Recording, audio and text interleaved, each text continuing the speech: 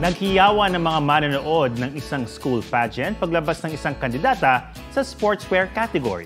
Hindi lang kasi siya basta nakapang-golf. May paandar siyang sariling golf course. Puso na yan sa report ni Oscar Oida.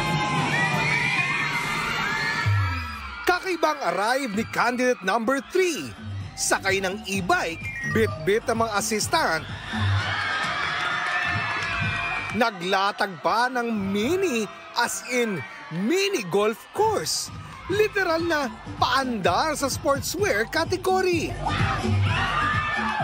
Yan si Erica Gamazon, kandidata sa intramurals pageant ng Toboy National High School sa Asingan, Pangasinan. Kwento ng kanyang handler, gusto niya ng bago at kakaibang sportswear, kaya hindi lang damit ang pinaghandaan. Di katakatakang napapalakpak pati ang judge na may pa-standing ovation pa. Di man daw nakamit ang corona, tumatak naman ang eksenadorang pagrampa, kaya best in sportswear na, pati manonood, napasaya pa. Oscar Oida, nagbabalita para sa GMA Integrated News.